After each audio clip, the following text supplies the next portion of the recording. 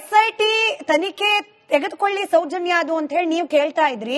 ನಾನು ಆಗ್ಲೇ ಹೇಳ್ದೆ ವಕೀಲರು ಜಾಯಿನ್ ಆಗ್ತಾರೆ, ಅವ್ರ ಹತ್ರನೇ ಕೇಳೋಣ ಅಂತ ಹೇಳಿ. ಪ್ರದೀಪ್ ಅವರು ಬೇರೆ ಒಂದು ಪಕ್ಷದಕ್ಕೆ ಸಂಬಂಧಪಟ್ಟ ವ್ಯಕ್ತಿ ಆದ್ರೂ ಕೂಡ ಇವತ್ತು ಅವ್ರು ಇಲ್ಲಿ ಮಾತನಾಡೋದು ಒಬ್ಬ ವಕೀಲರಾಗಿ ಮಾತ್ರ. ಅವರು ವ್ಯಕ್ತಪಡಿಸುವ ಅಭಿಪ್ರಾಯಗಳಿಗೂ ಪಕ್ಷದ ನಿಲುವಿಗೂ ಯಾವುದೇ ರೀತಿಯಾದ ಸಂಬಂಧ ಇಲ್ಲ. He speaking as an advocate today. ಕೇವಲ ವಕೀಲರಾಗಿ ಮಾತ್ರ ಮಾತನಾಡ್ತಿದ್ದಾರೆ. ಪ್ರದೀಪ್ ಅವರೇ, ಈಗೊಂದು ಮನವಿ ಹೋಗಿದೆ ಫ್ರೆಶ್ ಆಗಿ ಕುಸುಮಾವತಿ ಅವರ ಕಡೆಯಿಂದ SITಗೆ. ಚಿನ್ನಯ್ಯನಿಗೆ ಒಂದಷ್ಟು ಮಾಹಿತಿ ಗೊತ್ತಿರಬಹುದು, ಆತನನ್ನ ಮಂಪರು ಪರೀಕ್ಷೆಗೆ ಒಳಪಡಿಸಿ ತನಿಖೆ ಮಾಡಿ. But SIT is out of Soujanya case. ಈಗ SIT ಈ ರೀತಿಯ ಮನವಿಯನ್ನ ಪುರಸ್ಕರಿಸಲಿಕ್ಕೆ ಸಾಧ್ಯತೆಗಳಿದೆಯಾ? SIT ಫಾರ್ಮೇಶನ್ ಮಾಡಿದಾಗ ಸೌಜನ್ಯ ಪ್ರಕರಣವನ್ನು ಹೊರಗಡೆ ಇಟ್ಟು SIT ಫಾರ್ಮೇಶನ್ ಮಾಡಿದ್ದಾರೆ. ಹಾಗಾಗಿ SIT ನನ್ನ ಅನಿಸಿಕೆ ಇವತ್ತು SIT ಮುಂದೆ ಕೊಟ್ಟಿರ್ತಕ್ಕಂಥ ಕಂಪ್ಲೇಂಟ್ ಎಷ್ಟು ಮಟ್ಟಿಗೆ ಸಮಂಜಸ ಅಂತ ನನಗೆ ಗೊತ್ತಿಲ್ಲ. ಯಾಕಂದ್ರೆ ಅವ್ರು ತಗೊಳ್ಳಿಕ್ ಬರಲ್ಲ, ಇನ್ವೆಸ್ಟಿಗೇಷನ್ ಮಾಡ್ಲಿಕ್ಕೆ ಬರಲ್ಲ. ಯಾಕಂದ್ರೆ ಮಾಡ್ಬೇಕಾದ್ರೆ ವೆರಿ ಕ್ಲಿಯರ್ ಆಗಿದೆ ಆರ್ಡರ್. ಸೊ ಆ ಪ್ರಕರಣವನ್ನು ಹೊರತುಪಡಿಸಿ ಅಂತಾನೆ ಮಾಡಿದ್ದಾರೆ. ಸೊ ಹಂಗಾಗಿ ಆ ಕಂಪ್ಲೇಂಟ್ಗೆ ಏನ್ ವ್ಯಾಲಿಡಿಟಿ ಇಲ್ಲ.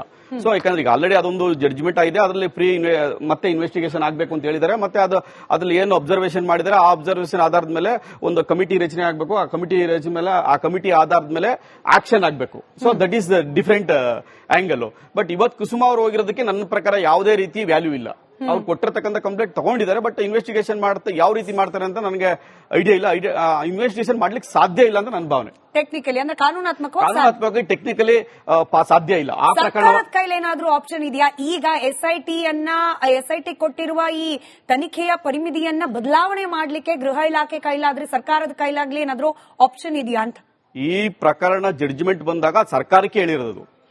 ಒಂದು ಪ್ರಕರಣ ಯಾವತ್ತೇ ಅಲ್ಲಿ ಒಂದು FIR ರಿಜಿಸ್ಟರ್ ಆಗುತ್ತೆ, ಅಲ್ಲಿ ಏನಂತ ಇರ್ತದೆ ಹೆಸರು ಹೇಳಿ? State of Karnataka, state of Maharashtra, state of Punjab, ಆ ತರನೇ ಇರೋದು.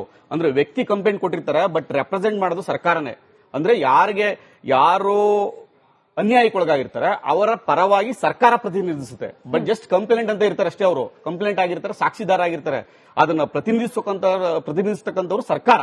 ಮತ್ತೆ ಸರ್ಕಾರನೇ ಇದು ನಡೆಸಿರೋದ್ರಿಂದ ಸರ್ಕಾರ ಈ ಬಗ್ಗೆ ಕ್ರಮ ಕೈಗೊಳ್ಳಬೇಕಿತ್ತು. ಅಂದ್ರೆ ಸರ್ಕಾರಕ್ಕೆ ನಿರ್ದೇಶನ ಕೊಟ್ಟಿರ್ತಕ್ಕಂಥದ್ದು, ಆರ್ಡರ್ ಆಗಿರ್ತಕ್ಕಂಥದ್ದು ಸರ್ಕಾರನೇ. ಅಕ್ವಿಟಲ್ ಕಮಿಟಿ ರಚನೆ ಮಾಡಬೇಕಾಗಿದ್ದು ಸರ್ಕಾರದ ಕೆಲಸ, ಆಕ್ಷನ್ ತಗೋಬೇಕಾಗಿದ್ದು ಸರ್ಕಾರದ ಕೆಲಸ. ಇದೆಲ್ಲವೂ ಸರ್ಕಾರದ್ದೇ ಕೆಲಸ. ಈ ಜಡ್ಜ್ಮೆಂಟ್ ಬಂದ ಮೇಲೆ ಇದುವರೆಗೆ ಯಾಕೆ ಆಕ್ಷನ್ ತಗೊಂಡಿಲ್ಲ, ಯಾಕೆ ಅಕ್ವಿಟಲ್ ಕಮಿಟಿ ರಚನೆ ಮಾಡಿಲ್ಲ, ಯಾಕೆ ಇದ್ರ ಮೇಲೆ ಮುಂದೆ ವರದಿ ಮಾಡಿಲ್ಲ ಅಂದ್ರೆ ಸರ್ಕಾರದೇ ಲೋಪ. ಯಾವ ಸರ್ಕಾರ ಯಾವ್ದಾದ್ರು ಇರ್ಲಿ, ಅದಾದ್ಮೇಲೆ ಬದಲಾಗಿ ಬಂದ ಸರ್ಕಾರ ಯಾವ್ದಾದ್ರೂ ಇರ್ಲಿ, ಆ ಜಡ್ಜ್ಮೆಂಟ್ ಬಂದ ಇಮಿಡಿಯೇಟ್ ಆಗಿ ಅಪೀಲ್ ಹೋಗ್ತಕ್ಕಂತ ಪ್ರಾವಿಷನ್ ಇದ್ರೂ ಸರ್ಕಾರಕ್ಕೇನೆ ಅದು. ಆ ಪಬ್ಲಿಕ್ ಪ್ರಾಸಿಕ್ಯೂಟರ್ ಹೈಕೋರ್ಟ್ ನ ಪಬ್ಲಿಕ್ ಪ್ರಾಸಿಕ್ಯೂಟರ್ ಕಚೇರಿಗೆ ಅಪೀಲ್ ಹೋಗ್ಬೇಕು ಅಂತಿದ್ರೆ ಅಪೀಲ್ ಬರೀಬೇಕು, ಅವರೇ ಬರೀಬೇಕು. ಇದ್ರಲ್ಲಿ ಇಂತಿಂತ ಕಾರಣಕ್ಕೋಸ್ಕರ ಅಪೀಲ್ ಹೋಗ್ಬೇಕು ಅಂತ ಅವರೇ ಬರೀಬೇಕು. ರಿಮಾರ್ಕ್ಸ್ ಅನ್ನು ಬರೆದು ಫೈಲ್ ಅನ್ನ ಹೈಕೋರ್ಟ್ ಕಮಿಟಿಗೆ ಕಳಿಸಬೇಕಾದದ್ದು ಕೆಳಗಡೆ ಕೋರ್ಟ್ ನ ಡಿಸ್ಟ್ರಿಕ್ಟ್ ಕೋರ್ಟ್ ನ ಪಬ್ಲಿಕ್ ಪ್ರಾಸಿಕ್ಯೂಟರ್ ಕೆಲಸ. ಸೊ ಇಲ್ಲಿ ಮಾಡಬೇಕಾಗಿಲ್ಲ, ಒಂದು ಅಪೀಲ್ ಹೋಗ್ಬೇಕಾಗಿದ್ರೆ, ಒಂದು ಇದು ಮಾಡಬೇಕಾಗಿದ್ರೆ ಎರಡೂ ಕೆಲಸ ಅವರೇ ಮಾಡಬೇಕಾಗಿತ್ತು. ಮಂಪರು ಪರೀಕ್ಷೆಯನ್ನ ಮಾಡಿ ಅಂತ ಕೂಡ, ಅಂದ್ರೆ ಈ ಚಿನ್ನಯ್ಯನ ಮಂಪರು ಪರೀಕ್ಷೆ ಮಾಡಿ ಅಂತ ಹೇಳಿ ಸೌಜನ್ಯ ಅವರ ತಾಯಿ ಈ ಮನವಿ ಏನ್ ಸಲ್ಲಿಸಿದ್ದಾರೆ, ಆ ಮನವಿ ಪತ್ರದಲ್ಲಿ ಬರೆದಿದ್ದಾರೆ. ಮಂಪರು ಪರೀಕ್ಷೆ ಮಾಡಿ ಅಂತ ಹೇಳಿ ಆಕೆ ಕೋರ್ಕೊಂಡಿರೋದಕ್ಕೆ ಏನಾದ್ರೂ ಕಾನೂನು ಹೇಗ್ ನೋಡುತ್ತಿದ್ದನ? ಇಲ್ಲ, ಅದು ತುಂಬಾ ಪ್ರೊಸೀಜರ್ಸ್ ಇದೆ. ಮಂಪರ್ ಪರೀಕ್ಷೆಗೆ ಅವನು ಕೂಡ ಒಪ್ಪಬೇಕು. ಅದೆಲ್ಲ ಲಾಟ್ ಆಫ್ ಪ್ರೊಸೀಜರ್ಸ್. ಅದು ಅಷ್ಟು ಸುಲಭವಾಗಿಲ್ಲ. ಅಪ್ಲಿಕೇಶನ್ ಹಾಕ್ಬೇಕು, ಅದಕ್ಕೆ ಅಬ್ಜೆಕ್ಷನ್ ಹಾಕ್ಬೇಕು, ಅದಾದ್ಮೇಲೆ ಅದು ಎರಡೂ ಕಡೆ ಇಯರ್ ಆಗ್ಬೇಕು, ಅದು ಜಡ್ಜು ಎರಡೂ ಕಡೆ ಇಯರ್ ಮಾಡಿ ಅದಾದ್ಮೇಲೆ ರಿಲೆವೆಂಟ್ ಅಂತ ಅನ್ಸಿದ್ರೆ ಮತ್ತೆ ಅವನ ಒಪಿನಿಯನ್ ಕೇಳಬೇಕು. ಅವನು ತನ್ನ ಉತ್ತರನ ಹೇಳ್ಬೇಕು ಕೋರ್ಟ್ಗೆ. ನಾನು ಮಾಡಿ ಅಂತನೋ ಮಾಡಬೇಡಿ ಅಂತನೋ ಅವನು ಅದಕ್ಕೆ ಉತ್ತರ ಹೇಳ್ಬೇಕು. ಅದೆಲ್ಲ ಆದ್ಮೇಲೆ ಮಾಡಕ್ ಸಾಧ್ಯ. ಅದು ಇಮಿಡಿಯೇಟ್ ಆಗಿ ಮಾಡ್ಲಿಕ್ಕೆ ನನ್ನ ಪ್ರಕಾರ ಸಾಧ್ಯ ಇಲ್ಲ. ಅದು ಕೋರ್ಟ್ಗೆ ಹೋಗ್ಬೇಕು, ಕೋರ್ಟ್ ಅಲ್ಲಿ ಡಿಸೈಡ್ ಆಗಬೇಕು. ಅದು SIT ಅಧಿಕಾರಿಗಳು ತೀರ್ಮಾನ ಮಾಡಕ್ಕಾಗಲ್ಲ. ಬಟ್ SIT ಅಧಿಕಾರಿಗಳು ಮಾಡಬಹುದು ಅನ್ನೋ ಅನ್ಸಿದ್ರೆ ಬೇಕಾದ್ರೆ ಅವ್ರು ಅಪ್ಲಿಕೇಶನ್ ಹಾಕ್ಬೋದು ಕೋರ್ಟ್ಗೆ. But court can decide. But Soujanya ವಿಚಾರಕ್ಕಲ್ಲ.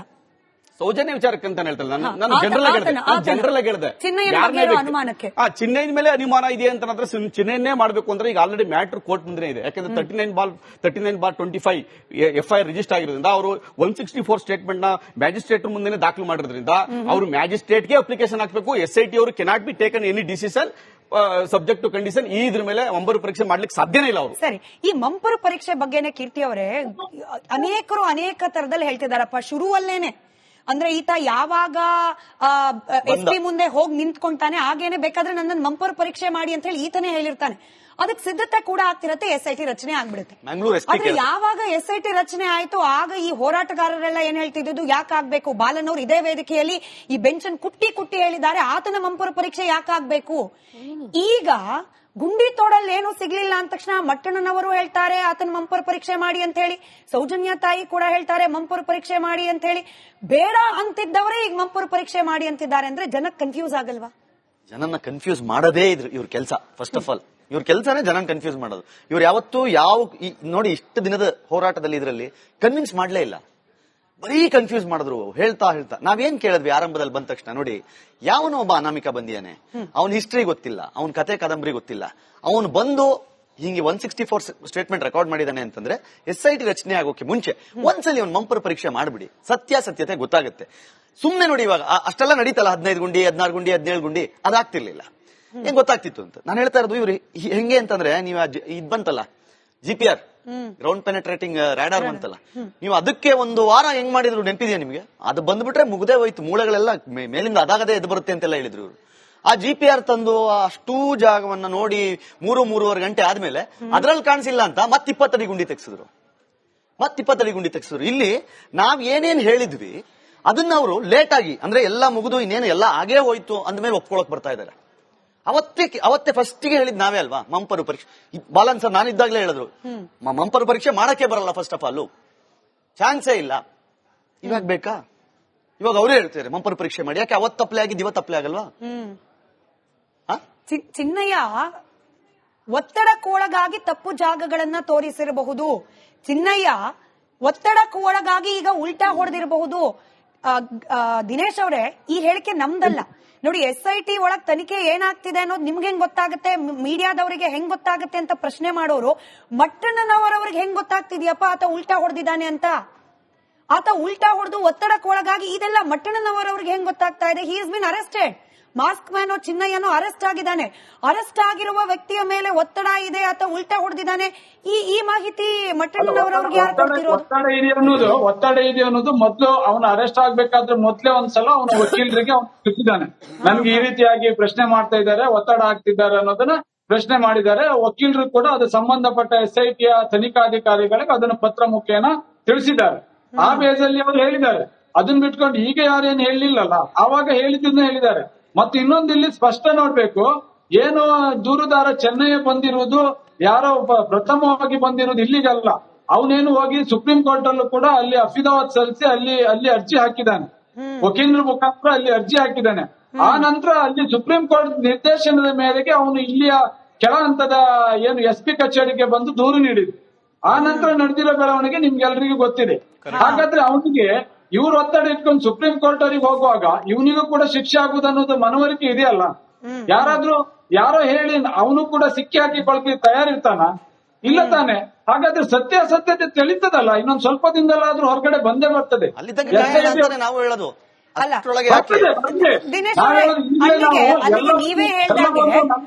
ನಮ್ಮ ಮುಖಕ್ಕೆ ಅನುಸಾರವಾಗಿ ಮಾತಾಡೋದು ಬೇಡಲ್ಲ. ಅಲ್ಲಿ ಏನಾಗ್ತಿದೆ ಅದನ್ನ ನೋಡುವ. ಈ SIT ರಚನೆ ಆಗ್ಲಿಕ್ಕೆ ಮುಂಚೆ ಈತ ದೆಹಲಿ ತನಕ ಹೋಗ್ ಬಂದಿದ್ದಾನೆ ಚಿನ್ನಯ್ಯ. ದೆಹಲಿ ತನಕ ಹೋದ ಸಂದರ್ಭದಲ್ಲಾಗ್ಲಿ ಅಥವಾ ಈ SIT ರಚನೆ ಸಂದರ್ಭದಲ್ಲಾಗ್ಲಿ ಅಲ್ಲಿ ಸೌಜನ್ಯ ಅನ್ನೋ ಹೆಸರು ಬಂದಿರ್ಲಿಲ್ಲ. ಬಂದಿದ್ದು ಸೌಜನ್ಯ ಹೊರತುಪಡಿಸಿ ಅನೇಕ ಹೆಣ್ಣು ಮಕ್ಕಳು. ಯಾಕಂದ್ರೆ ಆತನೇ ಕೊಟ್ಟಿರೋ ಇಂಟರ್ವ್ಯೂ ಅಲ್ಲಿ ಆತ ಹೇಳ್ಕೊಂಡಿದ್ದಾನೆ, ಸೌಜನ್ಯ ಮರ್ಡರ್ ಆದ ದಿನದಲ್ಲಿ ನಾನು ಅಲ್ಲಿ ಇರ್ಲೇ ಇಲ್ಲ ಅಂತ ಹೇಳಿ, ಯಾರೋ ಹೇಳಿದ್ದನ್ನು ಕೇಳಿಸ್ಕೊಂಡಿದ್ದೀನಿ ಅಂತ ಹೇಳಿ. ಅಂದ್ರೆ ಬೇರೆ ಹೆಣ್ಣು ಮಕ್ಕಳಿಗೆ ನ್ಯಾಯ ಕೊಡಿಸ್ಲಿಕ್ಕೆ ಬಂದಾತ ಬೇರೆ ಹೆಣ್ಣು ಮಕ್ಕಳ ಅಸ್ಥಿ ಪಂಜರ ಹುಡುಕ್ಲಿಕ್ಕೆ ಸಾಧ್ಯ ಆಗ್ಲಿಲ್ಲ ಅಂದ ತಕ್ಷಣ ಇಲ್ಲ ಈಗ 100 ಕೇಸ್ ಮಾಫಿ, ಇವಾಗ ಬೇಕಾಗಿರೋದು ಸೌಜನ್ಯ ಕೇಸ್ ಮಾತ್ರ. ಹೆಂಗೆ ನಂಬೋದು ನಾವು? ಅಂದ್ರೆ ಇಷ್ಟು ದಿನ 100 ಹೆಣ್ಣು ಮಕ್ಕಳು, ಈಗ ಸೌಜನ್ಯ ಮಾತ್ರ. ಹಿಂಗೆ ಒಂದೊಂದು ಬ್ರೇಕ್ ಹೋಗಿ ಬರ್ಬೇಕು ಸರ್. ಬ್ರೇಕ್ ಹೋಗಿ ಬಂದ್ಮೇಲೆ ನೀವೇ ಉತ್ತರ ಕೊಡಿ.